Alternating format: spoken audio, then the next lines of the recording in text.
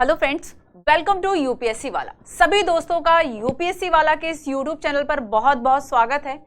तो फ्रेंड्स, आज से हम बात करने वाले हैं पॉलिटिकल थ्योरी। देखेंगे कि क्या इसका इंट्रोडक्शन है, राजनीतिक कुछ सिद्धांतों की हम आज की क्लास से बात करने वाले हैं।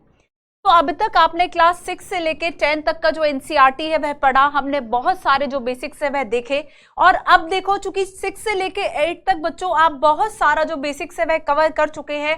काफी आंसर राइटिंग, पीवाईक्यू, एमसीक्यूज, हमने बहुत सारे नंबर ऑफ एमसीक्यूज सॉल्व किए, हमने रिवीजन क्लासेस भी की, है ना। और देखो, आपको एक कम्युनिटी पोस्ट जो है वह दिखा होगा, मिला होगा, जिसमें कि आपने देखा होगा कि अब जो पॉलिटिकल थ्योरी स्पेशली हमने इसमें मेंस आंसर राइटिंग जो है वह मेंशन किया है। क्योंकि क्लास 11 से आपको बहुत सारे ऐसे जो कॉन्सेप्ट्स है वह मिल जाते हैं।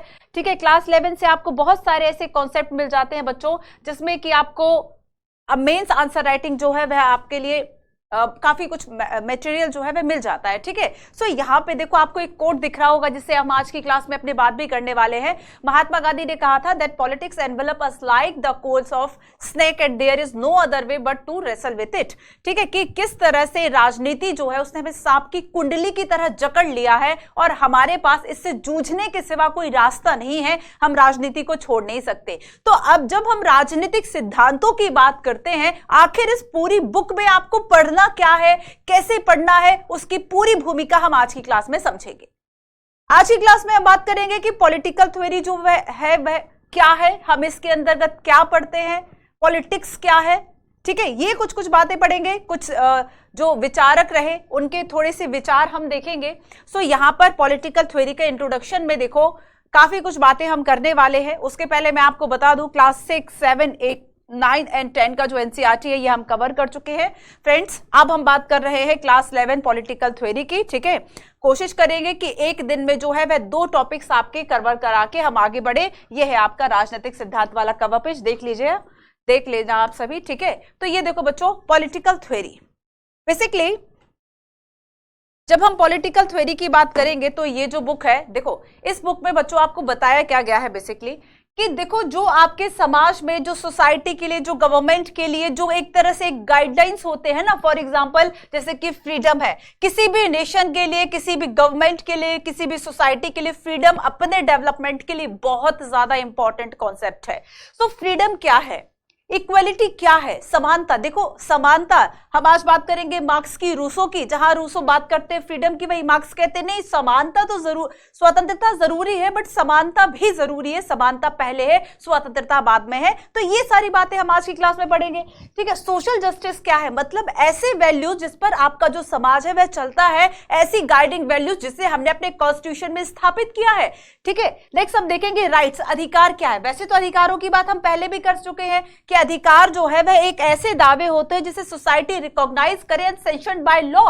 ठीक है, जिसे कि विधि के द्वारा मान्यता प्राप्त हो, वो आपके अधिकार कहलाते हैं। और काफी सारे ऐसे अधिकार जो है वो हमने अपने कॉन्स्टिट्यूशन में मेंशन किया है एज अ फंडामेंटल राइट। ये सारी बातें हम कर चुके। सिटीजनशिप, कुछ बात हमारी हो चुकी है कि एक नागरिक का जो है वह राजनीतिक संबंध होता है अपने जगह से, अपने देश से। ठीक है, फिर आज हम और सिटीजनशिप की और भी जो डीप कॉन्सेप्ट है, जो भी बच्चे पीएसआईआर जो ऑप्शनल है अगर आप ले रहे हैं बच्चों, तो आप देखेंगे कि ये सारे कॉन्सेप्ट बहुत डीपली आप सभी को पढ़ने होते हैं, तो आपके लिए वो भी बहुत इंपॉर्टेंट है। मेंस आंसर राइटिंग के लिए आपके प्रीलिम्स में भी जिस तरीके के क्वेश्चंस आते हैं ना, समटाइम बहुत ज्यादा कॉन्सेप्चुअल क्वेश्चंस आते हैं, आपको नहीं समझ में आता कि आर्टिकल से तो नहीं है, ये आपने लक्ष्मीकांत जो पढ़ी उससे तो नहीं, क्वेश्चन थे कहां से, क्वेश्चन इस बुक से थे। मैं आपको नंबर ऑफ क्वेश्चंस ऐसे दिखा दूंगी, पीटी के number of questions, number of quotes ऐसे दिखा दूंगी मेंस एग्जामिनेशंस में जो अब तक आई हुई है, जो कि इस बुक में से है, जो कि मैंने महात्मा गांधी का एक कोट्स आपसे शेयर किया था कम्युनिटी पे। तो बच्चों यहां पर देखो, नेशनलिज्म क्या है, राष्ट्रवाद क्या है राष्ट्रवाद की धारणा, कौन कौन सी चीजें इसमें जुड़ी हुई हैं। सेकुलरिज्म क्या है, वैसे तो हम धर्मनिरपेक्षता के बहुत सारे आयाम पढ़ चुके हैं, बहुत सारे डायमेंशंस पढ़ चुके हैं कि आखिर जो सेकुलरिज्म है वह क्या है, इंडिया के कॉन्टेक्स्ट में सेकुलरिज्म क्या है, धर्मनिरपेक्षता क्या है ना। काफी सारे कॉन्सेप्ट हम देख चुके। हमने अपने कॉन्स्टिट्यूशंस में आर्टिकल 25 से लेकर 28 तक जो प्रोविजंस किए हैं वो क्या है। ठीक है, फिर लास्ट हम देखेंगे पीस एंड डेवलपमेंट, शांति और जो विकास है इसका क्या कॉन्सेप्ट है। ठीक है, तो इस तरीके से ये जो पूरा आपका ये बुक है, कोशिश करेंगे कि एक दिन में 2 कॉन्सेप्ट लेकर चलेंगे कि मैं कल, आज तो हम केवल बात करने वाले केवल और केवल इंट्रोडक्शन की बात करेंगे। फ्रीडम की एक बहुत छोटी चर्चा होगी, फ्रीडम इक्वालिटी कल पढ़ेंगे। ठीक है, फ्रीडम एंड इक्वालिटी पूरी कोशिश होगी कि अगर चैप्टर आपका बहुत लेंदी ना हो, क्योंकि कुछ बच्चों को शिकायत है कि मैम जल्दी करवा दीजिए, है ना, ताकि पीटी के पहले हो जाए। पीटी के पहले मैं आपसे एक प्रॉमिस करती हूं कि पीटी के पहले आपके कौन कौन से सब्जेक्ट्स हो जाएंगे। आपको पता है आपका 28 मई को पीटी है, 28 मई को, ठीक है। और आपके लिए प्रीलिम्स के लिए यूपीएससी वाला पीटी फोकस लेकर भी आया हुआ है, तो जो भी बच्चे चाहते हैं अभी एक्स्ट्रा डिस्काउंट एंड कुछ चीजें अवेलेबल है आपके लिए एक्स्ट्रा में, आप देख लीजिएगा एप्लीकेशन पर होगा, ठीक है, वो सारी इन्फॉर्मेशंस। तो 28 मई को आपका जो यूपीएससी का पीटी है बच्चों, इसके पहले देखो जैसे आपका पॉलिटी जो है, ठीक है, पॉलिटी लगभग खत्म होने वाला है। पॉलिटी के बाद हम हिस्ट्री शुरू कर लेंगे एंड हिस्ट्री के बाद हम जियोग्राफी कर लेंगे। जैसे कि आप सभी को पता है कि इकोनॉमी का जो हिस्सा है, इकोनॉमी की एनसीईआरटी में बहुत कम इंफॉर्मेशंस दी हुई है, हालांकि हमें पढ़नी होती है। इकोनॉमी तो आपका 1 वीक का खेल होगा। तो यहाँ पर देखो मेन इंपॉर्टेंट बच जाते हैं एज अ एनसीईआरटी के अकॉर्डिंगली हिस्ट्री एंड ज्योग्राफी। तो देखो आपके उसके जनवरी, फरवरी, मार्च, है ना, मार्च, अप्रैल, तो यहाँ पर 4 मंथ्स आपके ये हो गए। मई के पहले बहुत इजीली हो जाएगा, डोंट वरी, परेशान नहीं होना है।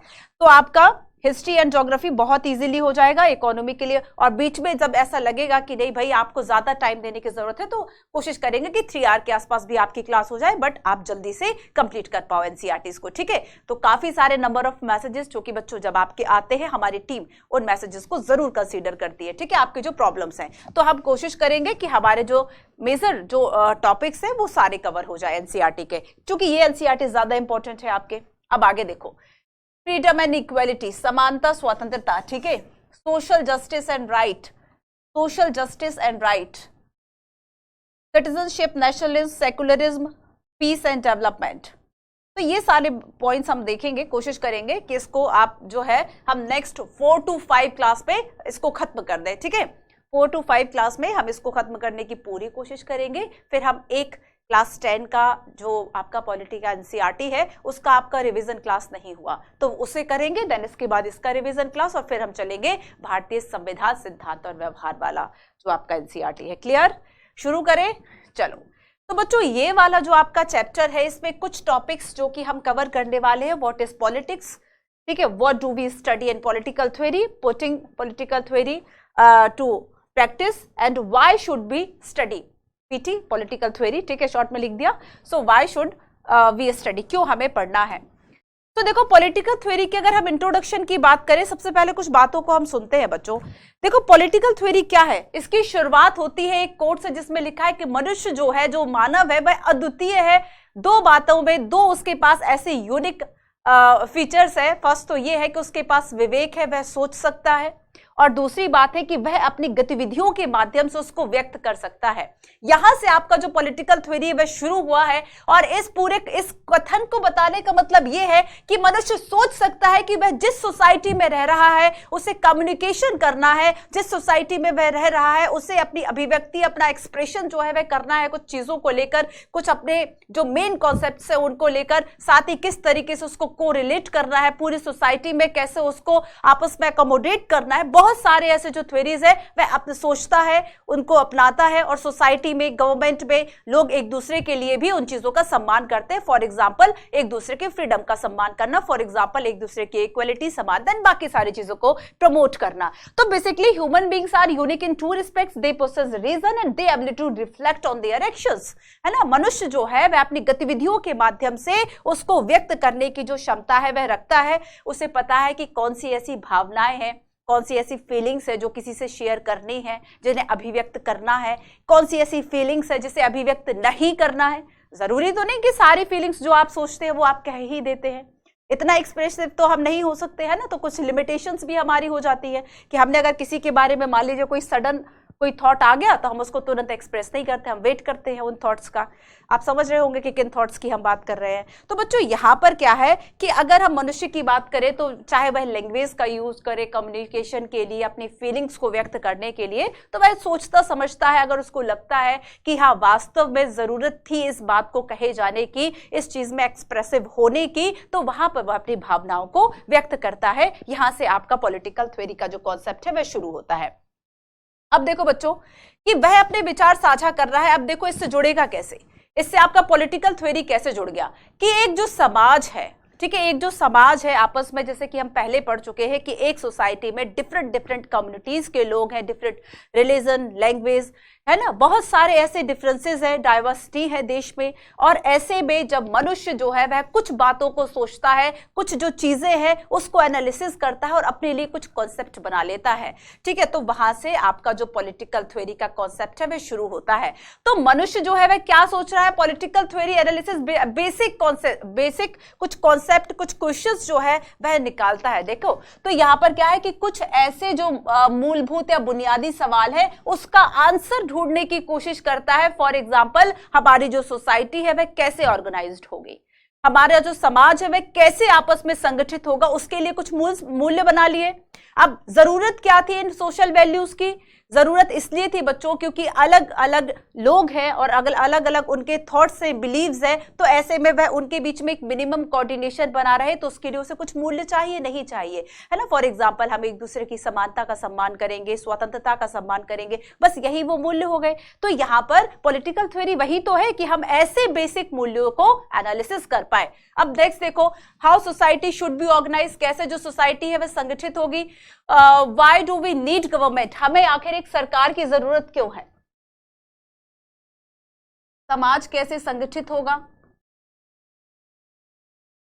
समाज कैसे संगठित होगा, ठीक है, हमें सरकार की जरूरत क्यों है, why do we need government, बिना सरकार के काम नहीं चल सकता। तो हम ऐसे ही प्रश्नों का एक तरह से मूल्यांकन करते हैं, हम ऐसे ही जो कॉन्सेप्ट्स है उसका पोस्टमार्टम करते हैं। जैसे कि हम फ्रीडम की बात करेंगे तो हम देखेंगे कि क्या जो फ्रीडम है, क्या जो फ्रीडम है वह एब्सोल्यूट फ्रीडम है सोसाइटी में, क्या केवल हमें ही फ्रीडम है या फिर बाकी के लोगों की भी फ्रीडम्स होंगी, हमें उनका भी जो सम्मान है वह करना होगा। इसके अलावा हम देखेंगे कि क्या does law limits our freedom, क्या हमारी स्वतंत्रता पर प्रश्न चिन्ह लगाते हैं, कौन जो भी नियम है क्या ये हमारी स्वतंत्रता को बाधित कर रहे हैं, ये हम समझते हैं।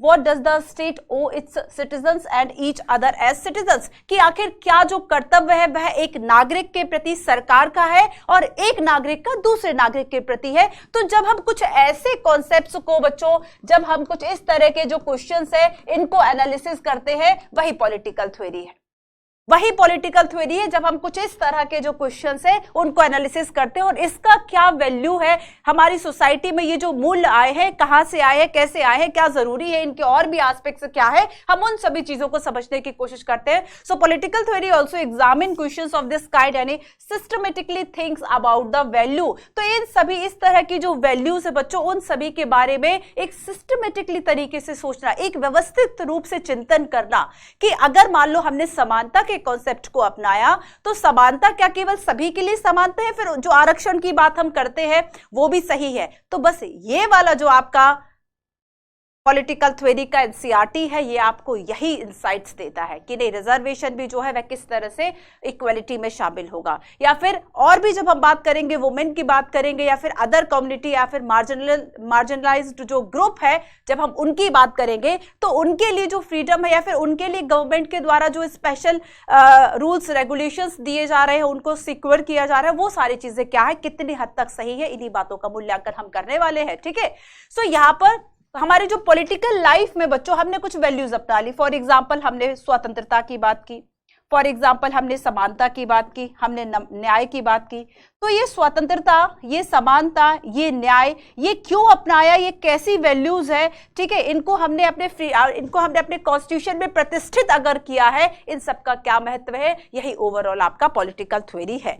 ठीक है, तो राजनीतिक सिद्धांत बस इसी तरह के जो प्रश्न है उसकी पड़ताल करेगा कि हमारा जो पॉलिटिकल लाइफ है उसको हमारा राजनीतिक जीवन में कुछ मूल्य हमने निर्धारित कर लिए, ठीक है, और वो ऐसे मूल्य है जो कि हमारे पॉलिटिकल लाइफ को वैल्यूज दे रहे हैं, है ना। ये मूल्य क्या है, हमारी जो पॉलिटिकल लाइफ है उसको जीवन दे रहे हैं, लाइफ दे रहे हैं, और बस इन्हीं मूल्यों की हमें पड़ताल करनी, इन्हीं मूल्यों का हमें पोस्टमार्टम करना है, एक तरीके से सारी चीजों को एग्जामिन करना है। ठीक है, पोस्टमार्टम दैट मींस एग्जामिन। तो यहाँ पर हमें इन सारी चीजों को ही क्या करना है बच्चों, एग्जामिन करना है। ठीक है, तो यहाँ पर ये कुछ बातें हो गई। अब हम चलते हैं आगे।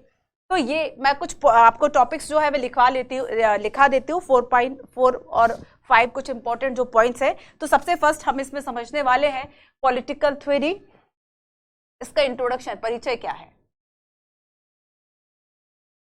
अभी केवल इंट्रोडक्शन की बात करते हैं, इंट्रोडक्शन भी इंपॉर्टेंट है। इसमें काफी सारे जो आपके विचारक है, महापुरुष है, उन सभी के कोट्स दिए हुए हैं। आपको ऐसे राइटिंग में हेल्प करेंगे, आपको आंसर राइटिंग में हेल्प करेंगे, और जीएस के जो भी ये सारे कॉन्सेप्ट है, जब आप पॉलिटी, जब आप गवर्नेंस से रिलेट करेंगे, तब बच्चों ये सारे कॉन्सेप्ट वहां पर आपके इंटरलिंक होंगे, आपको काफी हेल्प मेंस आंसर राइटिंग में मिलने वाली है। तो सबसे फर्स्ट हम देखेंगे what is politics. What is politics? राजनीति क्या है? राजनीति क्या है? सेकंड हम इसमें बात करेंगे राजनीतिक सिद्धांत में हम पढ़ते क्या है।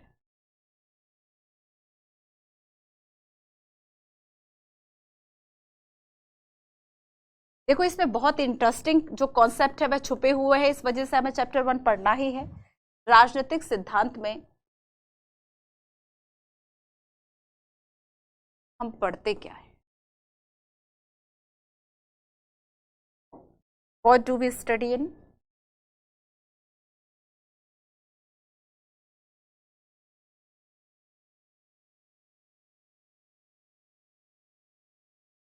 Political theory. सेकेंड हो गया। थर्ड हमें देखना है कि राजनीतिक सिद्धांतों को व्यवहार में कैसे उतारते हैं।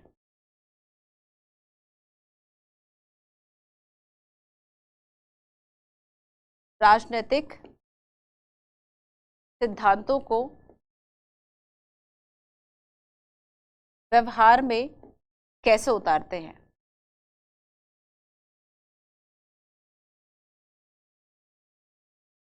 Putting political theory to practice.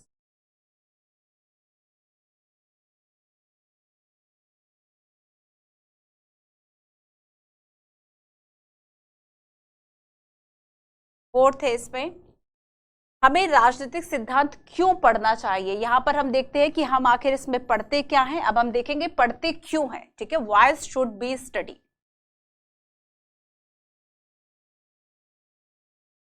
Why should we study political theory?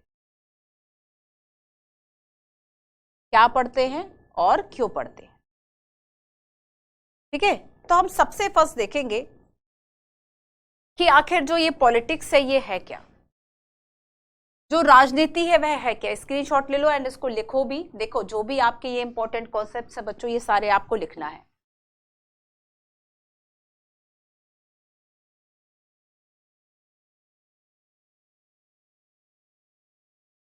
Political theory, राजनीतिक सिद्धांत, ठीक है। राजनीतिक सिद्धांत, और यहां पर सबसे फर्स्ट हम बात करेंगे आखिर जो राजनीति है वह है क्या। थोड़ा सा हम समझेंगे राजनीति को। हम समझ तो चुके हैं कि आखिर पॉलिटिकल थ्योरी जो है वह होंगे क्या, है ना, क्या है ये। थोड़ा सा एक कॉन्सेप्ट हम इसका देख चुके हैं। अब चलो अब हम बात करेंगे कि आखिर इंपॉर्टेंट जो प्रोविजंस है उसमें। तो देखो अब तक हम देख चुके हैं कि हमारी जो सोसाइटी है वह किस तरीके से बनेगी, और एक जो सरकार है हमें क्यों चाहिए, और हमें कुछ ऐसे रूल्स एंड रेगुलेशंस चाहिए जिससे हमारी जो सोसाइटी है वह फॉर्म हो जाए, ठीक तरीके से जो है वह चल सके, और कैसे एक सिटीजन के प्रति गवर्नमेंट और एक सिटीजन का दूसरे सिटीजन या नागरिक के लिए क्या कर्तव्य है, इन सभी चीजों को, इन सभी जो प्रश्न है उसकी पड़ताल हम करेंगे। और यहाँ पर सबसे फर्स्ट देखो कि राजनीतिक जीवन के जो मूल्य, जैसे कि हमने फ्रीडम की बात की, इक्वालिटी की बात की, इन सभी चीजों को हम इसमें पढ़ते हैं। तो सबसे फर्स्ट हम देखेंगे व्हाट इज पॉलिटिक्स। इंट्रोडक्शन तो हो गया, अब हम राजनीति की बात करते हैं। बच्चों पॉलिटिक्स जो है ना, इसको देखने का कई तरीके जो है वह हो सकते हैं। फॉर एग्जाम्पल, जब मान लो आप एक साइड में बैठे हो और दूसरे साइड में बैठे हो, तो आपको जो है वह उसका दूसरा साइड दिख रहा है, ठीक है। तो यहाँ पर जब हम पॉलिटिकल थ्योरी की बात करेंगे, पॉलिटिक्स की जब हम बात करेंगे, तो देखो ये मान लो आपका ए साइड है और ये मान लो आपका बी साइड है, ठीक है। ये दो अलग अलग साइड हो गए। अब इसमें जो लोग इस तरफ से देख रहे हैं ना, उनका नजरिया कुछ और होगा। जो इस साइड वाला जो देख रहे हैं ना, इनका नजरिया कुछ और होगा, और ऐसे लोग जो कि इस तरफ बैठ के देख रहे हैं, इनका नजरिया कुछ और होगा। सो बेसिकली इस तरह से हम कहते हैं कि जब जो पॉलिटिक्स है ना, उसकी एक तरीके से जो इमेज बनी हुई है ना, वो कन्फ्लिक्टिंग इमेज है, कन्फ्लिक्टिंग इमेजेस ऑफ पॉलिटिक्स, ठीक है। परस्पर एक विरोधी जो हम इमेज की हम बात करेंगे, कन्फ्लिक्टिंग इमेज।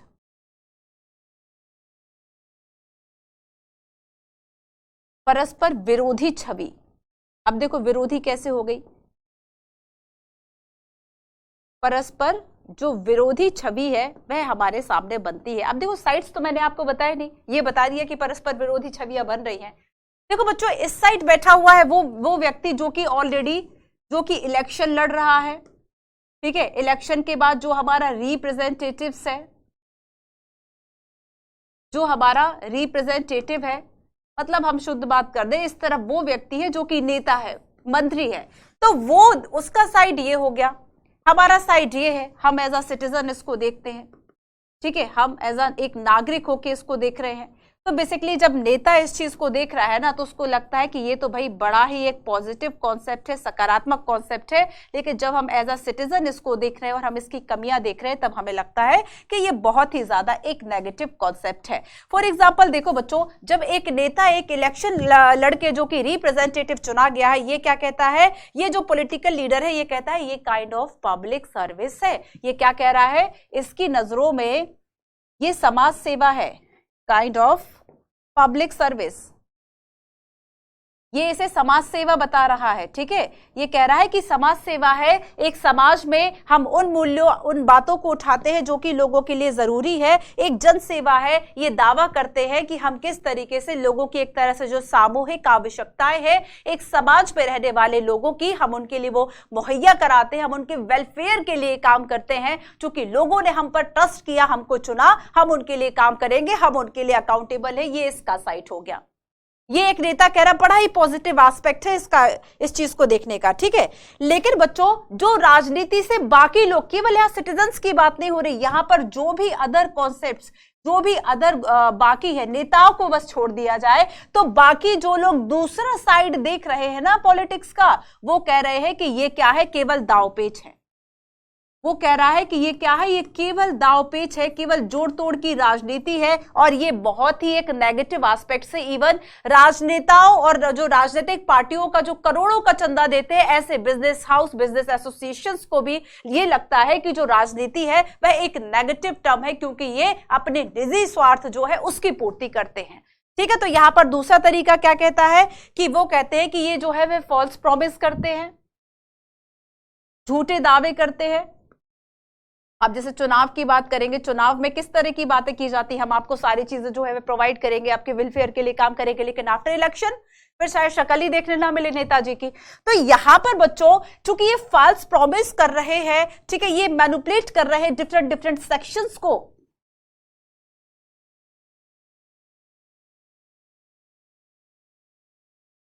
ये मैनिपुलेट कर रहे हैं, ठीक है, मैनिपुलेट कर रहे हैं ये डिफरेंट सेक्शंस को, अलग अलग वर्ग को। इसके अलावा आप देखेंगे कि जब हम बाकी क्राइम, हिंसा की बात कर ले, वायलेंस की बात कर ले, तो ये भी तो इसके रूप है, राजनीतिक हिंसा, दंगे, राजनीतिक दंगे। तो ये सारी चीजें जो है वे कहां चली गई।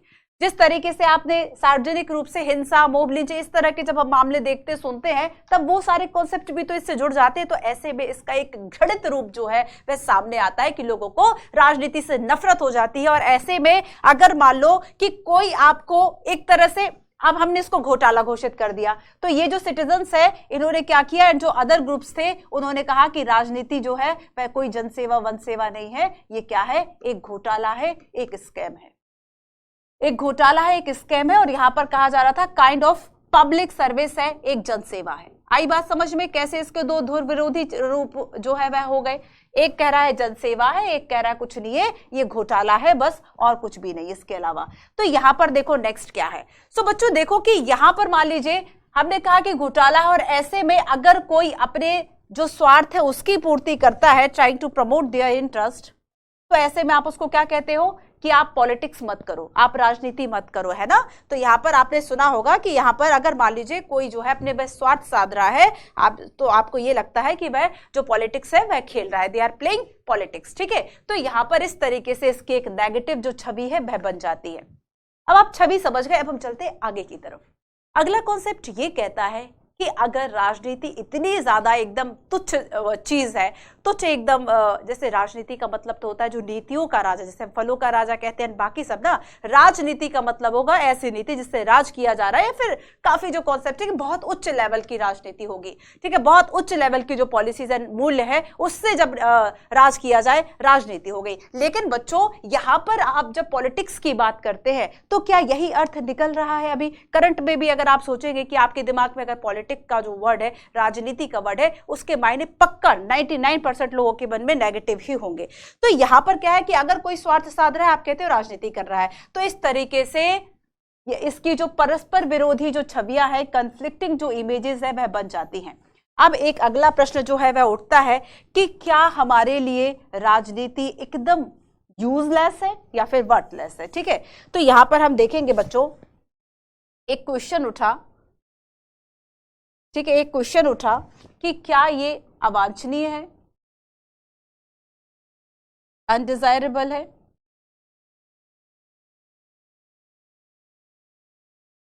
क्या ये अवांछनीय है, अनडिजायरेबल है, समाज में, सोसाइटी में इसकी कोई उपयोगिता नहीं है? और एक दूसरा जो प्रश्न उठता है कि क्या ये उपयोगी है,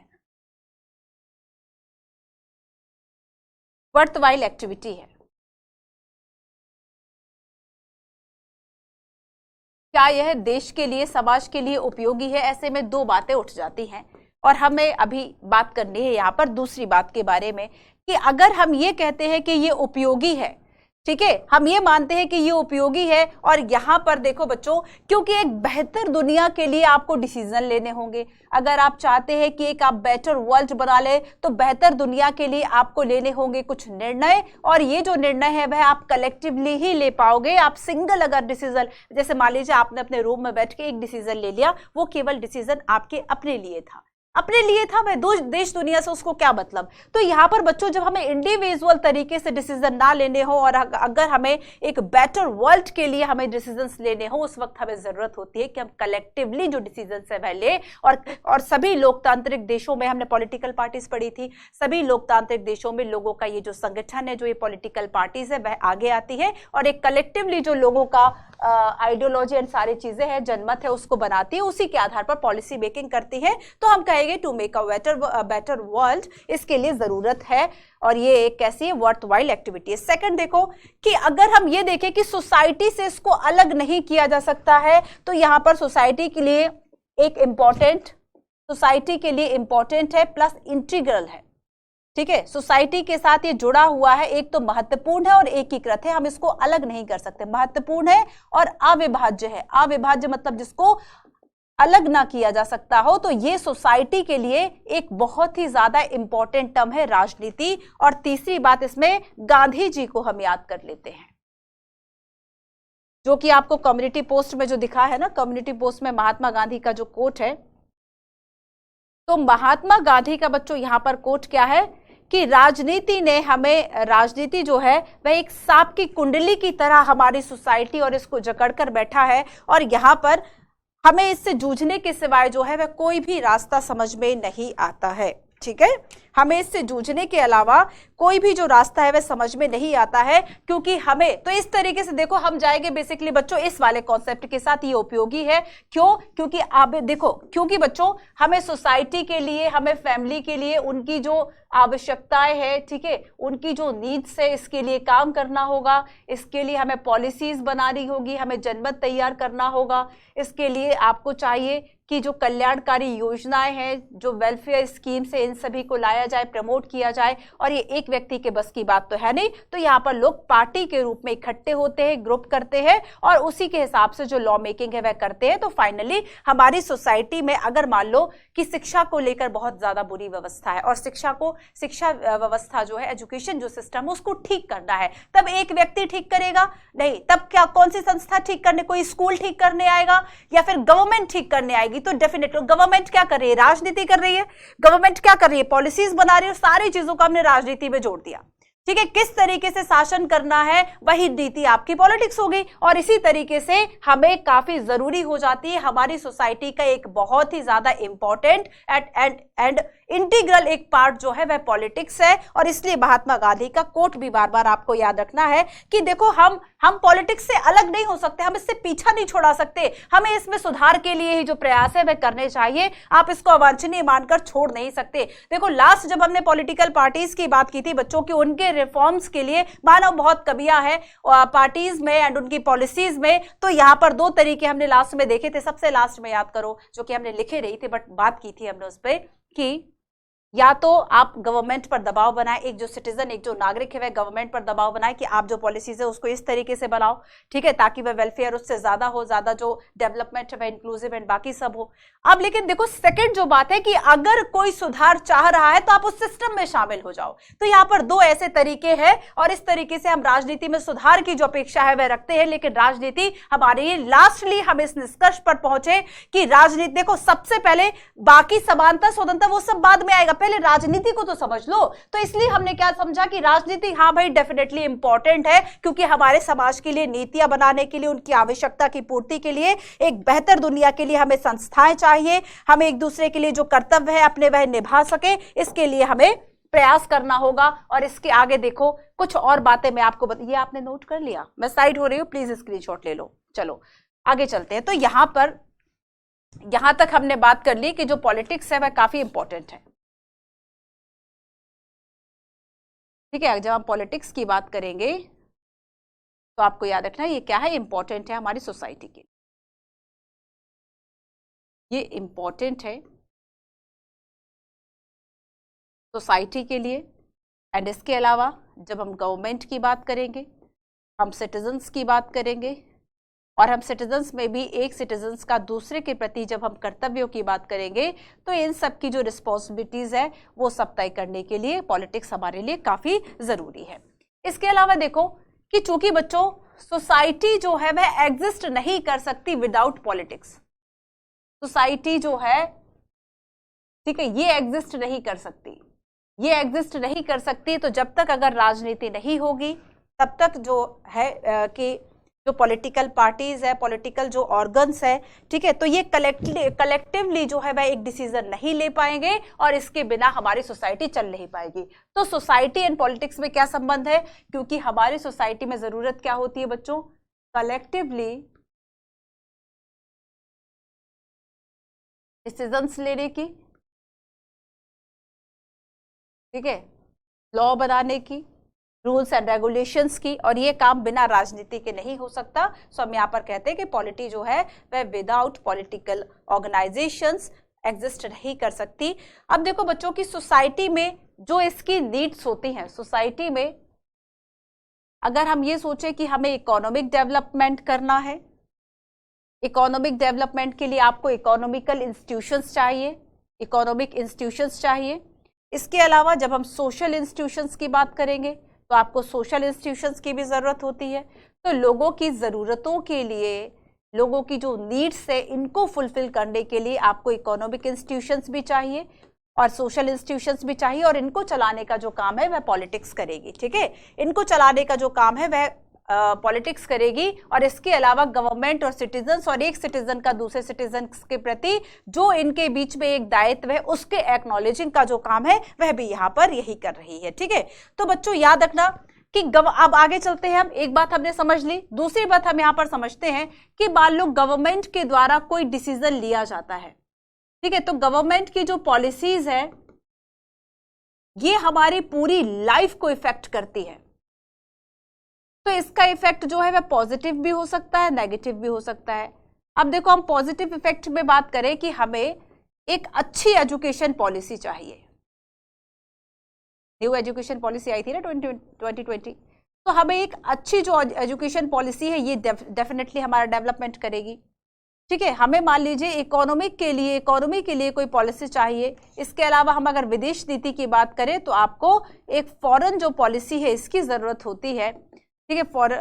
और इस तरीके से आप देखते हैं कि ये जो पॉलिसीज है ये हमारे जीवन को प्रभावित करती हैं। तो चाहे आर्थिक नीति हो, शिक्षा नीति हो एंड विदेश नीति हो, इकोनॉमिक और लिख लेते हैं, ठीक है। तो यहां पर जो ये पॉलिसीज है बच्चों, ये आपको इफेक्ट करेंगी, ये आपको इफेक्ट करेंगी। जैसे मान लीजिए कि एक ऐसा वर्ग जिसके पास जो चूंकि उसके बच्चे कमाने के लिए जा रहे हैं, ठीक है, तो वो स्कूल नहीं जा पा रहे हैं, तो ऐसे वर्ग के लिए गवर्नमेंट ने पॉलिसीज बनाई। सर्व शिक्षा अभियान, प्राथमिक शिक्षा जो है उसको जो आप हम एजुकेशन की बात करें बच्चों के लिए, उसको गवर्नमेंट के द्वारा अनिवार्य बनाया गया। तो ये एक ऐसी पॉलिसी बनी जिससे कि हमारा डेवलपमेंट होगा, हमारी लिटरेसी रेट बढ़ेगी और ऐसा वर्ग जो कि शिक्षा पाने के लिए पैसा नहीं खर्च कर सकता उसको भी काफी कुछ मिलेगा। अब देखो ये तो पॉजिटिव बात हो गई। अब नेगेटिव देखो, मान लीजिए नेगेटिव में कोविड आया, गवर्नमेंट ने लॉकडाउन कर दिया, एक कंडीशन हो गई जो कि अभी करंट सिचुएशन हो भी सकती है। आप देखेंगे किस तरह से जो कोविड है उसका काफी फिर से जो स्प्रेड है, एक्सपेंशन शुरू हो रहा है।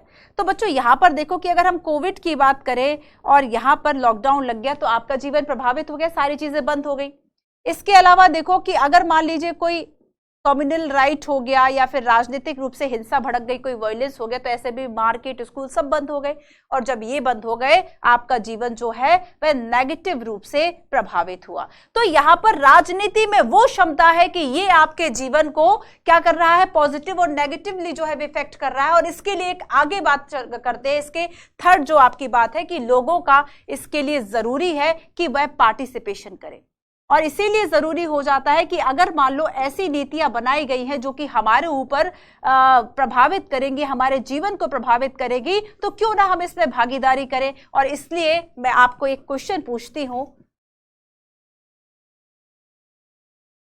क्वेश्चन है कि लोकतंत्र के एक सफल संचालन के लिए नागरिकों की भागीदारी होना बहुत जरूरी है। Vigilant citizens are the most form of the successful working of a democracy. Comment, ठीक है, ये आप लिखिएगा 250 वर्ड में। तो जो बात आपने समझी, ठीक है, उसको आपको लिखना है कि कैसे एक डेमोक्रेसी में, देखो इसके पहले हम लोकतंत्र की बात कर चुके हैं। अब आप ये नहीं कह सकते कि मैम लोकतंत्र नहीं, लोकतंत्र के क्या चैलेंजेस है, क्या उसके आउटकम्स है, लोकतंत्र है क्या, और भारत ने किस तरीके के लोकतंत्र की पद्धति को अपनाया, ये सारी बात बच्चों हमारे बीच में पहले हो चुकी है।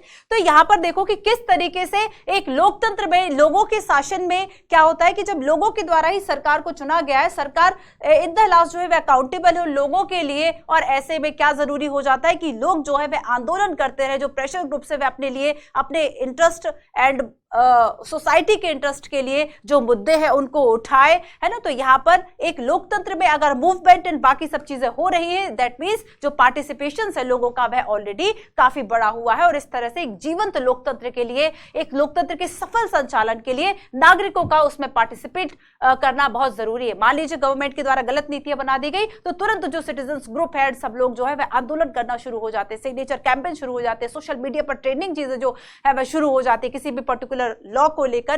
तो इस तरह से चीजें क्या है बच्चों कि ये सारी चीजें बताती है कि लोकतंत्र के सफल संचालन के लिए नागरिकों का जागरूक होना बहुत जरूरी है। और अगर नागरिक ही जो है वह जागरूक नहीं होंगे तो अपने लिए अधिकारों की मांग नहीं कर पाएंगे। फॉर एग्जाम्पल, मान लो पहले इंफॉर्मेशन, जब सूचना का अधिकार है वो हमारे मूल अधिकारों का हिस्सा नहीं था, अब नागरिकों को लगा कि ये जो है हमें मिलना चाहिए, क्योंकि गवर्नमेंट किस तरीके से नीतियां बना रही है वो ट्रांसपेरेंट हमारे लिए होना चाहिए। और यहाँ पर हमने अपने लिए उस चीज की डिमांड की। तो अगर जो नागरिक है वह जागरूक है, अपने लिए नए नए अधिकारों की मांग करते हैं, अपने लिए नीतियों, अपने लिए इस तरह की पॉलिसीज की मांग करते हैं कि उनका डेवलपमेंट हो, सोसाइटी का डेवलपमेंट हो। सोसाइटी में मान लीजिए बंधुआ मजदूर चल रहा है तो उस चीज को कैसे रोका जाए, ठीक है, बाल विवाह चल रहा है उस चीज को कैसे रोका जाए। तो यहाँ पर सोसाइटी जो है वह उसका विकास ही तो होगा ना। बुराई चीजें, जो बुरी चीजें हैं, जो नेगेटिव चीजें जो हमारी सोसाइटी को पीछे कर रही है, जो हमारी कम्युनिटीज को पीछे कर रही है, तो ये सारी चीजें ठीक होंगी। तो इसलिए यहाँ पर आपको लिखना है कि किस तरीके से नागरिकों का, देखो, और जो बच्चे कमेंट में ही आपको लिख देना है, इतने मुझे नहीं लगता कि आप लिख नहीं पाएंगे। कमेंट्स में 250 वर्ड लिख सकते हैं। अगर आप अपने मैसेज क्षमता को देखें बच्चे, तो व्हाट्सएप या कहीं ना कहीं आप मैसेजेस बहुत करते होंगे, तो सभी बच्चे इतने फैमिलियर होंगे। अब कीपैड का जमाना तो है नहीं कि आप, अगर आपको PQRS वाला जो कोड होता था वो सबसे ज्यादा टफ होता था कि आपको अगर S टाइप करना 4 बार दबाना पड़ेगा आपको एक ही की को।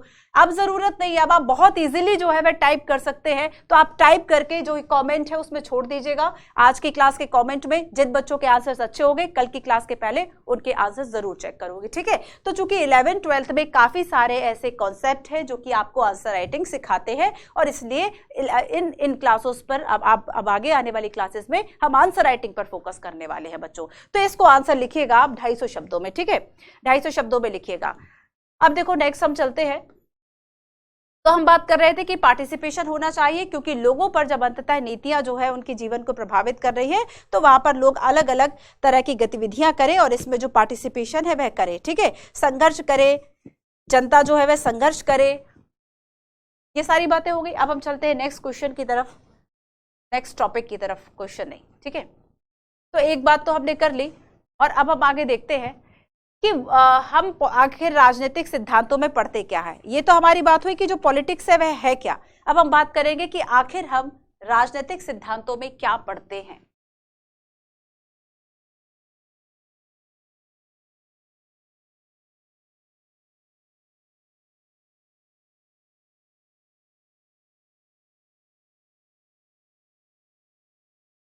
राजनीतिक सिद्धांतों में क्या पढ़ते हैं, ठीक है। चलो सबसे पहले देखो बच्चों कि अगर हम देश दुनिया की तरफ देखें, अपने चारों तरफ देखें, तो हम देखते हैं कि किस तरीके से जो आंदोलन हुआ है, जो डेवलपमेंट है, जो मूवमेंट है, इन सभी चीजों ने जो है वह हमारे चारों तरफ के आंदोलन को, हमारे चारों तरफ का जो एनवायरनमेंट है उसको प्रभावित किया है, ठीक है। तो हमारा जो आसपास का एनवायरनमेंट है वह किस तरीके से चेंज हुआ है। लेकिन जब हम ये देखते हैं कि ये जो आंदोलन, मान लो आंदोलन हो रहा है फ्रीडम को लेकर, तो एक निश्चित मूल्य लिया और उसी मूल्य को प्रमोट करने के लिए और सरकार को उस मूल्य को अपनाने के लिए आप प्रेशराइज कर रहे हो। दैट मीन्स पॉलिटिकल थ्योरी क्या है? पॉलिटिकल थ्योरी जो है वह ऐसी गाइडिंग वैल्यूज है और साथ ही लोगों को इंस्पायर करे ऐसी वैल्यूज है, ठीक है। तो गवर्नमेंट के लिए एज अ गाइडिंग वैल्यूज, लोगों के लिए एज अ इंस्पायरिंग वैल्यूज वो काम कर रही है। यही आपके पॉलिटिकल थ्योरी में हम पढ़ते हैं, ठीक है। So but we look deeper, we would also see certain values and principle that have inspired people. देखो इंपॉर्टेंट जो आपके पॉइंट्स होंगे, कोशिश करूंगी कि आगे से बच्चों आप सभी को जो हमारा एनसीईआरटी के जो स्क्रीनशॉट है वही रख लेंगे, जो इंपॉर्टेंट होंगे वो मैं यहाँ पर अंडरलाइन करती जाऊंगी, ठीक है। तो यहाँ पर देखो बच्चों कि क्या करना है कि लोगों को इंस्पायर करें और जो गाइडिंग पॉलिसीज है, ठीक है, पॉलिसी को गाइड करे, ऐसी वैल्यूज जो है उसको प्रमोट करने के लिए ही हम इस तरह के आंदोलन कर रहे हैं। फॉर एग्जांपल हम डेमोक्रेसी की बात करें, फ्रीडम की बात करें, इक्वालिटी की बात करें, तो ये ऐसी गाइडिंग वैल्यूज है, ठीक है। लोगों को प्रोत्साहित कर रहे हैं कि ठीक है इसको अपनाने के लिए आप संघर्ष करो और यही हमारा पॉलिटिकल साइंस है। अब देखो बच्चों की जब हम पॉलिटिकल थ्योरीज की बात करते हैं तो आखिर इस तरह के जो मूल्य है जिसे हमने अपने संविधान में अपनाया हुआ है, क्या ये ओवरनाइट इमर्ज हो गए हैं? So these documents did not just emerge overnight. ये रातों रात उत्पत्ति जो है इन विचारों की नहीं हुई है। एक लंबे समय अंतराल, जैसे हम स्वतंत्रता की बात करें, समानता की बात करें, मार्क्स, रूसो से लेकर आज भी जो स्वतंत्रता की परिभाषाएं वे लगातार बदल रही हैं। तो यही वैल्यूज तो हमें पकड़ना है, यही वैल्यूज हमारी सोसाइटी फ्रेम करेगी, यही वैल्यूज हम गवर्नमेंट को प्रेशराइज करेंगे कि नहीं आप लोगों को फ्रीडम दो, है ना। तो यहां पर क्या है बच्चों कि ये जो डॉक्यूमेंट्स है या फिर जो हमने अपने कॉन्स्टिट्यूशन में, अमेरिका के, इंडिया के कॉन्स्टिट्यूशन में जो इस तरह के मूल्य लिखे हुए हैं, डेमोक्रेसी, फ्रीडम, इक्वालिटी, ये रातों रात नहीं हुए। जबकि अगर हम अरस्तु से लेके बात करें, कौटिल्य, अरस्तु, ठीक है, Rousseau, marks, Mahatma Gandhi, B R. Ambedkar, इन सभी के द्वारा, इन सभी के समय समय पर जो वाद विवाद है वह होता है और हमने नई नई वैल्यूज को, नए नए उसके जो तरीके उसको अपनाया, ठीक है। फॉर एग्जांपल जैसे कि जब हम रूसो की बात करेंगे बच्चों, तो रूसो कहता है, आप देखेंगे कि यहां पर रूसो ने पहले सिद्ध किया था कि जो स्वतंत्रता है वह मानव मात्र का मौलिक अधिकार है। कुछ फैक्ट हम देखते हैं। तो यहां पर जो रूसो है वह क्या कह रहा है, ठीक है, रूसो की जो कॉन्सेप्ट है वह फ्रीडम से ज्यादा जुड़ा हुआ है और यहां पर कहा है कि जो स्वतंत्रता है, जो फ्रीडम है, ये क्या है, ये ह्यूमंस के लिए फंडामेंटल राइट है। फ्रीडम जो है वह क्या है, फंडामेंटल राइट्स है, ठीक है। ये बात कही रूसो ने। लेकिन बच्चों जब हम कार्ल मार्क्स की बात करेंगे, ठीक है, जब हम कार्ल मार्क्स की बात करेंगे तो कार्ल मार्क्स कहता है कि ठीक है भाई, स्वतंत्रता जो है वह जरूरी है, लेकिन आगे जाके ये कहेंगे कि जो इक्वालिटी है वो भी जरूरी है। ये समानता की बात करेंगे, ठीक है। ये क्या कहते हैं कि जो समानता है वह भी एक ऐसा मूल्य है जो कि हमें अपनाना है। तो स्वतंत्रता और समानता की बात हो गई, दोनों बातें हो गई। वहां पर गांधी जी कहते हैं हिंद स्वराज वाली जो गांधी जी की हिंद स्वराज वाली पुस्तक है, उसमें गांधी जी के द्वारा जो है वह स्वराज का जो वर्ड है, ठीक है, स्वराज का जो वर्ड है उसको डिफाइन किया कि स्वराज या सुशासन का मतलब क्या होता है। वही अंबेडकर के द्वारा जो है वह किस चीज को लेकर बहस की गई थी कि जो हम अगर हम लोअर कम्युनिटीज की बात करें या माइनॉरिटीज की बात करें, शेड्यूल कास्ट की बात करें, तो यहाँ पर इन्हें स्पेशल जो प्रोटेक्शन है वह दिया जाना चाहिए ताकि इनके साथ जो हिस्टोरिकल इनजस्टिस होता आया है उस चीज से ये निकल पाए, अपना डेवलपमेंट जो है वह कर सके। और इन सारी बातों को, इन सारी गाइडिंग वैल्यूज को हमने अपने संविधान में रखा है, ठीक है, हमने अपने प्रियम्बल में शामिल किया है। हमारे प्रियम्बल में आप देखेंगे कि 3 तरह के जस्टिस की बात की गई है। कौन कौन से है वह justice?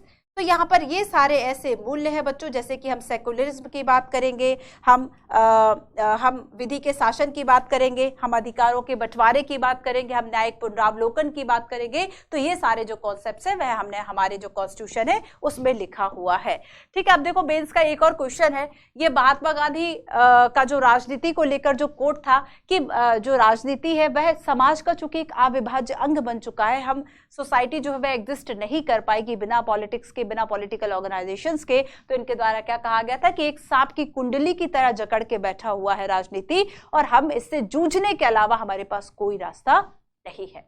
Mahatma Gandhi once observed that politics envelop us like the coils and snake of a snake and there is no other way out but to wrestle with it, ठीक है, इससे जूझने के सिवा कोई रास्ता नहीं है। आपको इसे 200 वर्ड्स में लिखना है। तो आप इसमें क्या लिखोगे? आपको बताना है कि जो पॉलिटिकल इंस्टीट्यूशंस हैं,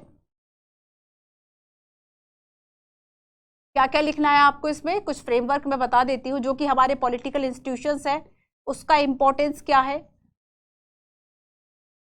इसके इंपॉर्टेंस के बाद आपको ये भी इसमें बताना है कि एक जो सोसाइटी है, ठीक है, अगर हमारे पास कलेक्टिवली हम डिसीजंस ना लें तो क्यों ये जो है वह एग्जिस्ट नहीं कर पाएगी, क्यों सोसाइटी एग्जिस्ट नहीं कर पाएगी, ठीक है। तो यही सारी बातें जो है वह आपको एक्सप्लेन कर देना है, इंपॉर्टेंस बता देना है। और अगर आप इसमें ये लिखा हुआ है ना तो इसका नेगेटिव अर्थ भी है कि हमें सांप की एक जो कुंडली की तरह वह पूरी सोसाइटी को जकड़ के बैठा है, ठीक है। तो इसका थोड़ा सा आप कुछ नेगेटिव एस्पेक्ट्स भी बता सकते हैं, लेकिन नेगेटिव एस्पेक्ट्स थोड़े से कम होंगे। और बाकी इसका जो इंपॉर्टेंस है, ठीक है, ये आपको बताना है कि जूझना है और इसमें रिफॉर्म, ठीक है, जूझना है मतलब आप इसमें रिफॉर्म जो है ये भी लिख सकते हैं कि क्या क्या पॉलिटिकल रिफॉर्म अब किए जाने चाहिए, ये सारी बातें क्लियर है। तो इसको आपको लिखना होगा बच्चों। अब हम चलते हैं आगे। What is politics? अच्छा, ये तो हो चुका है, व्हाट इज पॉलिटिक्स हो चुका है। What do we study in political theory, क्या हम इसमें पढ़ते हैं, ठीक है। तो ये दोनों बातें जो हमने पढ़ी ये आपको नोट्स में दी हुई है ताकि आप ठीक तरीके से इसको पढ़ सको। अब हम आगे चलेंगे, why this is relevant now, ठीक है। अच्छा, ये देखो बच्चों कि जब हम पॉलिटिकल थ्योरीज की बात कर रहे हैं कि हम इसमें क्या पढ़ते हैं, हमने समझा कि हम इसमें ऐसे बुनियादी मूल्यों की बात करते हैं जिससे हमारा समाज बना है, सरकार बनी है, नागरिक जो है वो एक दूसरे का सम्मान कर पाए, एक साथ रह पाए, ऐसी वैल्यूज हम इसमें पढ़ रहे हैं। लेकिन ये बताओ कि अगर मान लो, देखो ये जो पूरा आपका बुक है इसमें फ्रीडम की बात की गई, इक्वलिटी की बात की गई, social justice, right, citizenship, nationalism, secularism, peace and development. तो इन सभी से तो हमारी सोसाइटी बनी है ना, इन सभी से हमारी सोसाइटी बनी है। तो इस चैप्टर में हम इन सब की एक साथ बात कर सकते हैं, ठीक है। तो यहाँ पर हम देखते हैं कि आखिर अगर हमने फ्रीडम को पा लिया, मान लो हम तो फ्री हो गए ना, हम स्वतंत्र है ना, आपको 15 अगस्त 1947 याद कर लो। तो यहाँ पर बच्चों अगर हम स्वतंत्र है, हम रिपब्लिक स्टेटस अब रखते हैं, अब हमें जरूरत है क्या इन विचारों की? हमारे सामने कुछ प्रश्न उठ जाते हैं कि अगर हमने फ्रीडम पा ली, अगर हमने इक्वलिटी जो है वह हो गई, ठीक है, अगर हमने रिजर्वेशन भी कर दिया ऐसे लोगों के लिए जो कि काफी पीछे है, हमारे मेन स्ट्रीम से डेवलपमेंट में काफी पीछे है, तो अब हमें क्या जरूरत है इस तरह के सिद्धांतों की? तो यहाँ पर हमें 3 बातें समझनी है कि अभी भी जो लगातार जो विचार है उसमें लगातार संशोधन होता रहता है, ठीक है। जैसे मान लीजिए कि पहले हमारी जो फ्रीडम है उसमें राइट टू प्राइवेसी शामिल नहीं थी, अब राइट टू प्राइवेसी भी शामिल हो गई। तो समय समय के साथ जो कॉन्सेप्ट है वह बदलते रहते हैं, समय समय के साथ हमारी जो फ्रीडम की डेफिनेशन है वह बदलती रहती है। पहले हमारी फ्रीडम की डेफिनेशंस में शामिल नहीं था कि हमारा जो आधार कार्ड है उससे हमने जो मेडिकल टेस्ट कराए है वह कोई और जान सके, ठीक है, क्योंकि पहले ये चीज ही नहीं थी। लेकिन अब चूंकि हमारे लिए इस तरह की जो इंफॉर्मेशन है वह भी सेव करना जरूरी हो गया, तो राइट टू प्राइवेसी पहले हमारे फंडामेंटल राइट में नहीं शामिल थी, अब शामिल होगी। Right to food, right to household पहले शामिल नहीं था, लेकिन समय के साथ साथ जरूरत हमें पड़ जाती है और हम इसे शामिल कर सकते हैं। राइट टू इंटरनेट, इंटरनेट का जो अधिकार है वह एज अ फंडामेंटल राइट हम किस में शामिल कर सकते हैं? हम अपने एजुकेशन के लिए चूंकि नेट का यूज कर रहे हैं तो हमारे लिए शिक्षा के लिए जरूरी हो गया। ठीक है, तो यहां पर हम गवर्नमेंट से लड़ रहे हैं इस चीज को लेके कि देखो अब जो है राइट टू इंटरनेट, आप ऐसे इंटरनेट शट डाउन नहीं कर सकते, आप इंटरनेट शटडाउन नहीं कर सकते। आप देखेंगे कि मान लीजिए कश्मीर में बार बार अगर जो व्यवस्था है वह बिगड़ रही है और तो गवर्नमेंट वहां पे शटडाउन कर देती है इंटरनेट का, उसके पीछे कारण होता है कि जो इंफॉर्मेशंस का जो प्रचार है, एक दूसरे को जो मैसेजेस कर रहे हैं, वायलेंस को भड़का रहे हैं, उस चीज को रोका जाए। बट एक लंबे समय तक अगर इंटरनेट शटडाउन रहे तब तो वो प्रॉब्लम हो गई। तो देखो पहले हमें उसकी जरूरत नहीं थी, लेकिन अब जरूरत है, और इसलिए कहते हैं कि अगर हम इसकी बात करें India is free and independent, तो क्वेश्चन है regarding freedom and equality have not creates to crop up. ठीक है, कि किस तरीके से फर्स्ट हमने देखा कि पहला इशू जो कंसर्निंग है कि फ्रीडम, इक्वलिटी, डेमोक्रेसी। ठीक है, अगर ये हमारे पास आ चुकी है ऑलरेडी तो फिर अब हम क्यों लड़ रहे हैं? क्योंकि इसके और भी एस्पेक्ट्स हैं जहां पर हम इस चीज को पा सकते हैं डिफरेंट। अगर हम यहां पर फ्रीडम, इक्वलिटी की बात करें तो अभी भी सोशल इनइक्वलिटीज इतनी ज्यादा है कि हम उससे लड़ने के लिए उन वैल्यूज को और बना रहे हैं। हम लड़ने के लिए हम एक सोसाइटी में इक्वलिटी क्रिएट करने के लिए कि कम से कम इतनी इक्वलिटी तो रहे कि एक व्यक्ति जो है अगर वह BMW से घूम रहा है, उसके पास एकदम लग्जरियस जो लाइफ है, तो गवर्नमेंट इतना प्रयास कर दे कि कोई भी व्यक्ति ठंड से या भूख से ना मरे। तो इतनी इनइक्वलिटी तो समाज में नहीं होना चाहिए, है ना, कि एक खाना फेंक रहा है दूसरा खाने को तरस रहा है। तो इस तरह की इनइक्वलिटीज को ठीक करने के लिए, इस तरह की इक्वलिटी को डेवलप करने के लिए हमारे पास आज भी जो है इस तरह के प्रश्न रेलेवेंट, इस तरह के क्वेश्चन, इस तरह के कॉन्सेप्ट आज भी रेलेवेंट है। क्योंकि हमने अभी अगर आप फ्रीडम की बात कर ले तो हमने पूरी तरह से फ्रीडम कहां पाई है, और भी ऐसे जो विचार है, और भी ऐसे जो हमारे फंडामेंटल राइट्स में चीजें शामिल होनी चाहिए। ठीक है, तो हम नई नई खोज करते रहते हैं, नई नई सारी चीजें चलती रहती है। तो आप जब हमारा आर्थिक और सामाजिक दायरा बढ़ रहा है तो हमारे अधिकारों की मांग भी बढ़ रही है। यूपीएससी मेंस में क्वेश्चन पूछता है कि क्या हमारे जो अधिकार है उनको पुनर्परिभाषित करना चाहिए, रीडिफाइन करना चाहिए, या रीडिफाइन की क्या जरूरत है? ऑलरेडी आप देखेंगे कि किस तरीके से जो हमारे फंडामेंटल राइट्स उसमें स्कोप है कि उसी में आप चीजों का एक्सपेंड कर लो, उसी में आप चीजों को लिख लो, उसी की व्याख्या कर लो, उसी को इंटरप्रेट कर लो, एंड उसमें और चीजें जो है वह शामिल कर लो। सेकेंडली, दूसरा थॉट है freedom is guaranteed in our constitution, we encounter new interpretations. तो देखो बच्चों, अगर मान लो कि हमारे यहाँ हमें स्वतंत्रता जो है वह दी गई है ऑलरेडी, लेकिन स्वतंत्रता की अब नई व्याख्या आ गई, स्वतंत्रता की जो है वह नई व्याख्या आ गई। फॉर एग्जाम्पल, पहले हमने राइट टू, हम फ्रीडम की केवल बात कर रहे हैं, लेकिन अब हम राइट टू इंफॉर्मेशन की बात कर रहे हैं, अब हम राइट टू इंटरनेट की बात कर रहे हैं, राइट टू इंटरनेट की बात कर रहे हैं।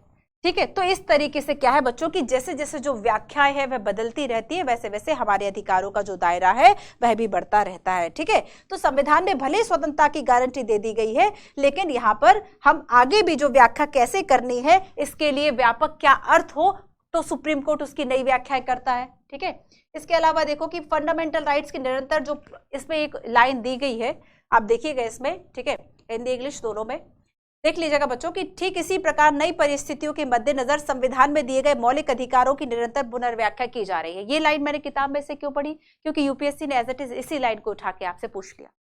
आप अपना पॉलिटिकल साइंस, जो बच्चे जिनका PSIR ऑप्शनल है, आपको ये बुक पढ़नी ही पढ़नी है, हिंदी इंग्लिश देख लीजिएगा, जो भी आपको आपका मीडियम है, तो यहाँ पर बहुत जरूरी है। और देखो ये जो लाइन है एज इट इज आपसे पूछी गई, NCERTs में कुछ लाइन अपने आप में इतनी ज्यादा महत्वपूर्ण कि उनमें पूरा ऐसे लिखा जा सकता है। जैसे कि हमने रूसो की बात कर ली, मार्क्स की बात कर ली, अब इन दोनों का अगर हम कंपैरिजन कर ले, आप 1000 के 2500 शब्द इस पर आप लिख सकते हो, कि जहां पर रूसो कहते हैं कि स्वतंत्रता, वहीं पे मार्क्स कहते हैं कि ठीक है स्वतंत्रता तो ठीक है, रुको पहले समानता। ठीक है, तो यहाँ पर समानता स्वतंत्रता का जो ये विवाद है पूरा, और इसको आप जोड़ दें हमारे इंडियन कॉन्स्टिट्यूशन से, तो बच्चों अब आपका सोचने का दायरा बढ़ जाना चाहिए। 6 से लेकर 10 तक वो दायरा नहीं था, आपके पास उतने कॉन्सेप्ट नहीं थे, कॉन्सेप्ट जहां पर आ रहे थे तो वहां पर बेसिक नहीं था, लेकिन अब क्लास 11 से आप देखेंगे आपके NCERTs बहुत ज्यादा इंपॉर्टेंट है। एक एक लाइन में, एक एक लाइन को जो है वह हम कई तरीके से इसकी व्याख्या कर सकते हैं। तो यहाँ पर सेकेंड हमने देखा कि नए नए जो एग्जाम्पल्स है हमारे फ्रीडम के, चूंकि अब इसमें ऐड हो रहे हैं, अब हम अगर आजीविका की बात कर ले तो ये भी हमारे अधिकारों में शामिल हो गया, नई नई व्याख्याएं आ गई। ठीक है, सरकार जो है वह लगातार इन चीजों का सामना कर रही है, सो दैट्स व्हाई। अब तीसरा है इसमें थर्डली कि जिस तरीके से बच्चों हमारा जो विश्व है वह बदल रहा है, दिन प्रतिदिन हमारी जो दुनिया बदल रही है और आजादी के लिए नए नए खतरे भी आ रहे हैं। आजादी के लिए नए नए खतरे भी आ रहे हैं, जैसे कि हमने राइट टू प्राइवेसी की बात की। आपकी आजादी के लिए वह भी एक खतरा है कि आपकी इंफॉर्मेशन, आपकी गोपनीय जानकारियां जो है वह दूसरा जाने। इसके अलावा देखो कि अगर हम एक वर्ड है इसमें नेटिजन, ठीक है, एक वर्ड है इसमें क्या, नेटिजन। नेटिजन मतलब ऐसे लोग जो कि इंटरनेट का यूज कर रहे हैं, उनको नेटिजन कहा जा रहा है। तो बच्चों इनके लिए कहीं ना कहीं ये साइबर क्राइम के लिए, ऑनलाइन के लिए काफी सुविधा हो जाते हैं। जैसे कि आप फोन करके किसी से उसका पासवर्ड मांग लेना, जैसे आप ब्लू बगिंग आप सुन रहे होंगे रिसेंटली, ब्लूटूथ से किस तरीके से मालवेयर जो है इंस्टॉल कर देना, आपकी जो सीक्रेट इंफॉर्मेशन है उसको निकाल लेना, हैक कर देना। तो इस तरीके से जो प्रॉब्लम से अब हो रही है, पहले नहीं थी। तो अब क्या हो गया कि अब अगर हम इस वैश्विक संचार जो हमारी तकनीक है, तो किस तरीके से अब इसने हमारे लिए पॉजिटिवली भी जो काफी फायदे दिए हैं कि हमारा जो कल्चर है, जो एक आदिवासियों का कल्चर है, उसको लोगों को बताया, ठीक है, जो पहुंच है वह हमारे देश दुनिया में हो गई। लेकिन आप सुभेद्य भी तो हो गए उन सभी खतरों के लिए। ऑनलाइन ठगी यानी ये सब आपने सुना होगा कि भाई केबीसी में आपको जैकपॉट मिला है, जल्दी से आप इस बैंक अकाउंट जो है, आप कई आपने आसपास सुना होगा, मैंने तो एटलीस्ट सुना है ना, कि फोन आता है कि आप जो है अपने अकाउंट इस वाले अकाउंट में इतना जो पैसा है वह पहले डाल दो, टैक्स आपका पहले कटना है, पैसा आपको बाद में मिलेगा। तो इस तरह की ऑनलाइन ठगी का शिकार हो जाना। जिन लोगों को नहीं पता, अपने फोन में आया हुआ जो ओटीपी है वह किसी और को दे देते हैं और आपके बैंक अकाउंट से जो पैसा है वह निकल जाता है। तो अब प्रश्न ये उठता है कि अगर गवर्नमेंट को क्या पहले पता नहीं था कि जब वह बिजनेस या फिर ऑनलाइन जो शॉपिंग है उसको अगर गवर्नमेंट परमिशन दे रही थी, तो गवर्नमेंट का ये दायित्व भी बनता है कि अब लोगों को इस तरीके के जो क्राइम है उससे बचाए, है ना। और इसीलिए हमारे लिए क्या जरूरी है कि जिस तरह से देश दुनिया बदल रही है, नई नई चीजें आ रही हैं, नए नए क्राइम्स हो रहे हैं, तो यहाँ पर गवर्नमेंट जो है वह प्रोटेक्ट करने का काम करे। व्यक्तिगत सुरक्षा, गोपनीयता, ये सारी चीजें हमने इसमें देखा। क्लियर है? तो ये तीन बातें हो गई कि देश दुनिया बदल रही है, ठीक है, नई नई व्याख्याएं आ रही हैं। अब हम चलते हैं नेक्स्ट कि किस तरीके से जो है वह हम व्यवहार में लेकर आएंगे।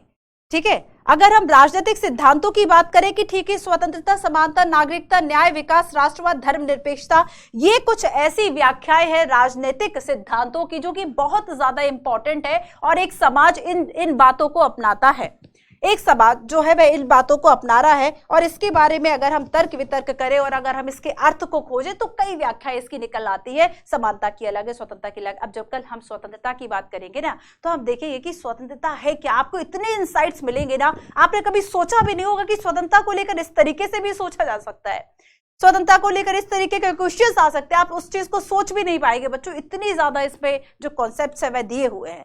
तो यहां पर देखो कि जब हम इन सारे वर्ड्स की बात करते हैं कि अब मैं कुछ एग्जांपल्स देती हूँ कि मान लो हमने बात की समानता की, हमने बात की कि अवसरों की समानता होगी और ऐसे में एक पूरी जो लाइन है वह लगी हुई है और एक व्यक्ति जो है वह कतार तोड़ के आगे पहुंच जाता है, अपना काम पहले करा के चला जाता है।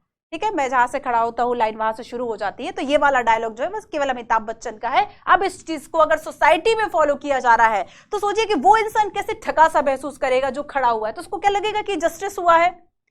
और वही जब हम रिजर्वेशन की बात कर देते हैं, जो कि एक बहुत ही ज्वलंत मुद्दा कहलाता है, कि जब आपको लगता है कि कोई ऐसा व्यक्ति कि मान लो कि उसके जो है आप देखेंगे कि यूपीएससी जो है वह पीटी में आपके जो कट ऑफ मार्क्स आते हैं तो उसमें जनरल के लिए, एससी एसटी के लिए, ओबीसी के लिए, सबके लिए हो सकता है 5-5 मार्क्स का डिफरेंस हो। ठीक है, कि हो सकता है जनरल के लिए 100 में सिलेक्शन हो रहा है, 95 जो है वह एससी एसटी के लिए हो गया, 90 जो मार्क्स है वह ओबीसी के लिए हो गया, जैसे भी। तो बच्चों मान लीजिए कि अगर इस तरीके से जो ये डिफरेंस आपको दिखता है तो आपके मन में क्या असंतोष आता है इन बातों को लेकर, तो क्या होना चाहिए, कौन सी नीति सरकार अपनाए, इस तरह की चीजें। इसके अलावा देखो कि आप कभी कभी ये अनुभव करते हो कि समानता का मतलब है सभी के लिए समानता। ठीक है, समानता का मतलब है सभी के लिए समानता, लेकिन फिर आप देख रहे हो कि आप तो जो है 2 पैर है, ठीक ठाक है, सलामत है, आप दौड़ लगा के चढ़ गए कहीं, और एक व्यक्ति जो विकलांग था वो एक ही सीढ़ी चढ़ने के लिए बहुत संघर्ष कर रहा है। तो अगर आपने उसको मुड़ के देख लिया तो आपको लगेगा कि नहीं, इसके लिए व्यवस्था होनी चाहिए, है ना, इसके लिए व्यवस्था सरकार करे। अब ऐसा नहीं कि लोग जो है लोग हेल्प करेंगे, ठीक है, वो बात अलग है, लेकिन अगर हम गवर्नमेंट की बात कर रहे हैं, अगर हम पॉलिटिकल थ्योरी के कॉन्सेप्ट की बात करें, तब आपके मन में क्या आएगा कि सरकार के द्वारा, अब देखो सुगम्य भारत अभियान, यूपीएससी ने पीटी में भी क्वेश्चन पूछा, सुगम्य भारत अभियान क्या था कि जो एयरपोर्ट थे, जो हॉस्पिटल्स है, बैंक है, उन सभी में मान लीजिए इस तरह की जो रेलिंग्स है वह बना दी जाए। जो जैसे आप सबसे अच्छा उदाहरण मेट्रो का ले लो, मेट्रो में जो सबसे आगे गर्ल्स का डिब्बा होता है, ठीक है, आप उसमें देखेंगे कि सबसे आगे का जो पहला जो डिब्बा है वह गर्ल्स के लिए रिजर्व होगा, वहां पे जो बॉयज है वह नहीं जा सकते, लेकिन वहां पर ही कुछ सीट लगा दी जाती है। और जैसे ही कोई विकलांग व्यक्ति अगर वहां पर गया है, ठीक है, दिव्यांग वर्ड से जिसको अब आप देखेंगे विकलांग की जगह दिव्यांग शब्द यूज होने लगा है, तो मान लीजिए कोई ऐसा व्यक्ति जो कि स्पेशल केयर जिसको चाहिए, तो उसे उसके लिए वहां पर अलग से कर्मचारी होते हैं मेट्रो के, जो कि उसको ले जाके वहां पर छोड़ देते हैं, ठीक है, वहां पे बिठा देते हैं सेफ तरीके से। तो यहाँ पर इस तरह की व्यवस्थाएं करना, स्पेशल करना, उनके लिए स्पेशल सीट रिजर्व कर देना। अब आप कहो कि नहीं मैं तो विकलांग की सीट पर ही बैठूंगी, तो इस तरह की हटे जो है मुझे नहीं लगता शायद आप सभी या कभी कोई करता होगा। तो बच्चों ये क्या है, क्या ये समानता है, क्या ये असमानता है? तो इस तरह के मुद्दे आपको पॉलिटिकल थ्योरीज में पढ़ने को मिलते हैं। तो क्या व्यवहार में हम इस चीज को उतार पाते? तो गवर्नमेंट ऐसी पॉलिसीज बना दे, गवर्नमेंट ऐसे लॉ बना दे, ऐसे रूल्स एंड रेगुलेशंस बना दे, हमें फॉलो करने के लिए कह दे, है ना। और अगर कोई वायलेशन उसका करता है तो उसके लिए पनिशमेंट का प्रावधान हो। तो इस तरीके से इसको व्यवहार में लाया जा सकता है कि चाहे आपने समानता की बात की या फिर हम सोसाइटी में बाकी इनइक्वालिटीज की बात कर ले, ठीक है। अब देखो ऐसे ही हम कहते हैं कि गवर्नमेंट जो है, बहुत सारे लोग ऐसे हैं कि जो कि गरीब है और मान लीजिए उनको कोई ऐसी बीमारी हो गई है जिसका वो इलाज कराने में सक्षम नहीं है, वो अपना घर बार सब बेच दे फिर भी उस चीज का इलाज नहीं करा पाएंगे। तो ऐसे में वह सोचते हैं कि ठीक है अब बीमारी हो गए तो मरना पसंद है, इलाज नहीं करा पाएंगे। अब सरकार को क्या करना चाहिए? तो सरकार ने अगर वेलफेयर का कॉन्सेप्ट अपनाया है, हमारी जो गवर्नमेंट है अगर वह वेलफेयर का कॉन्सेप्ट अपनाती है तो वह आयुष्मान भारत चलाए, आयुष्मान कार्ड जैसे प्रोविजंस करे कि एक जो व्यक्ति है वह 1 लाख रुपए तक या 5 लाख रुपए तक की अगर उसकी दवाई की फीस है, अगर उसके मेडिकल के चार्जेस है, तो गवर्नमेंट जो है वह उस चीज को उसे प्रोवाइड करे, उसे निःशुल्क चिकित्सा जो है वह प्रोवाइड करे। फ्री लीगल सर्विसेज की भी बात की जाती है, फ्री लीगल सर्विसेज। तो यहाँ पर और ये सारी बातें हमारे डीपीएसपी में शामिल है, नहीं है, DPSP directive principle of state policy, ये सारी बातें हमारे डीपीएसपी में शामिल है, ठीक है, याद रखना है इस बात को। तो बच्चों यहाँ पर देखो कि कोई भी आर्थिक कारकों की वजह से जो है वह प्रतिकूल परिस्थितियों में रह जाए, इसके लिए गवर्नमेंट जो है वह काम करती है। फॉर एग्जाम्पल इसी में एजुकेशन का एक ले लो मुद्दा कि मान लो कि एक जो गरीब व्यक्ति है, देखो फर्स्ट वाला जो आपका चैप्टर है ये आपको कई एग्जाम्पल्स के माध्यम से ये बताता है कि पॉलिटिकल थ्योरी क्यों इंपॉर्टेंट है, क्या क्या पॉलिटिकल थ्योरीज हैं, और ऑल ओवर बात करता है। नेक्स्ट जब हम बात करेंगे कल से फ्रीडम की, इक्वलिटी की, तो वो चर्चा आपकी थोड़ी सी बधी हुई होगी, उसमें हम नोट्स ज्यादा बनाएंगे क्योंकि सारे नोट्स आपके लिए इंपॉर्टेंट होंगे, ठीक है। तो यहां पर क्या देखते हैं बच्चों कि मान लीजिए कि जो गरीब परिवार है, माँ बाप अगर काम पे चले गए, बच्चा जो है एक छोटा बच्चा है वह एक और छोटे बच्चे की देखरेख करने के लिए रुक गया, वह स्कूल नहीं जा पा रहा, गवर्नमेंट इन सब के लिए आंगनबाड़ी की व्यवस्था करेगी, प्राथमिक जो शिक्षा है वह आपको फ्री देगी, मध्याह्न भोजन जैसे चलाएगी कि दोपहर का भोजन भी स्कूल में मिलेगा, तो वो बच्चा जो है वह भोजन की व्यवस्था करने से बच जाता है, इस बहाने वह पढ़ भी लेगा। तो इस तरीके से गवर्नमेंट ऐसे काम करेगी, ठीक है। तो हमने ऐसे क्या किया बच्चों, व्यवहारिक अर्थों में ढाला, ठीक है। तो कई तरीके से समानता की परिभाषा होती है, तो समानता की डेफिनेशन में हमने कितनी सारी असमानता और फिर उसको इक्वल करने का जो सरकार का तरीका है उस पर बात कर ली, बस यही सारी बात हमें करनी है। अब अंतिम बात हम करेंगे बच्चों कि अगर हमें जो राजनीतिक सिद्धांत है पढ़ने क्यों चाहिए, तो पढ़ता है एक नागरिक पढ़ता है, ठीक है, जो PSIR का जो बच्चा है वह पढ़ता है, ऑप्शनल वाला स्टूडेंट इसको पढ़ेगा। इसके अलावा ये जो राजनीतिक सिद्धांत की अगर हम बात करें बच्चों, तो जैसे मान लीजिए कि ऐसा कोई स्टूडेंट जिसे एज अ पेशा इस चीज को अपनाना हो आगे, वह राजनीति को पढ़ेगा। इसके अलावा अगर हम सिटीजन्स की बात करें तो सिटीजन्स को अपनी सोसाइटी में रहने के लिए, जैसे पता है एक सिटीजन्स को पता है कि भाई 1 vote equals to 1 value, 1 person 1 vote 1 value, ठीक है। तो ये चीज आपको पता है, आप अवेयर है अपने राइट्स के लिए। तो हमें पॉलिटिकल थ्योरीज जो है वह एज अ स्टूडेंट भी इंपॉर्टेंट है और एज अ सिटीजन्स की अगर हम बात करें कि सोसाइटी में अवेयरनेस के लिए काफी इंपॉर्टेंट है। आपको पता है कि गवर्नमेंट इक्वलिटी की तो बात करती है, लेकिन साथ साथ में गवर्नमेंट ऐसा वर्ग, ऐसा गरीब और शोषित वर्ग, उसके लिए भी वेलफेयर के लिए बात करती है। सरकार से इस तरह की डिमांड के लिए जो है वह अलग अलग ग्रुप्स अपनी बातें रखते हैं। बस यही पॉलिटिकल थ्योरी जो है इसका एक इंपॉर्टेंस है, ठीक है, यही पॉलिटिकल थ्योरी का इंपॉर्टेंट है। एक और मैं आपको क्वेश्चंस बताती हूं। Politics is more than what politicians do you agree with the statement, give examples.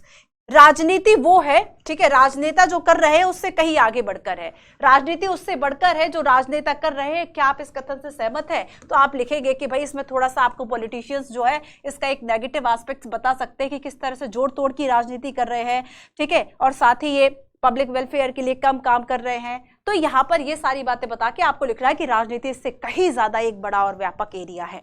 तो ये था आपका चैप्टर नंबर 1, जिसमें हमने काफी सारी जो बातें हैं उसको समझा। तो बेसिकली बच्चों पॉलिटिकल थ्योरी, एक और मैं लास्ट आपको पॉइंट बताती हूं, पॉलिटिकल थ्योरी क्या है।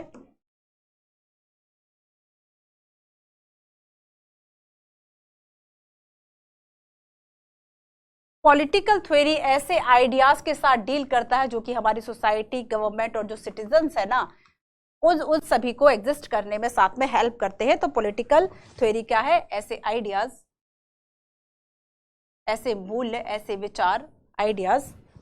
फॉर एग्जाम्पल जुडिशियल रिव्यू, अगर हम यहाँ पर जुडिशियल रिव्यू की बात करें, हम फ्रीडम की बात करें, हम इक्वेलिटी की बात करें, हम पीस एंड डेवलपमेंट की बात करें,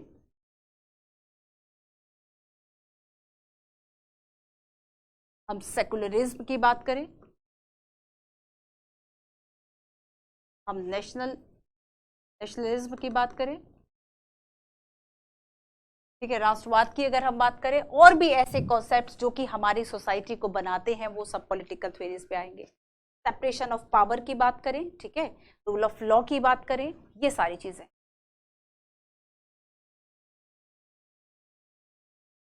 separation of power, rule of law.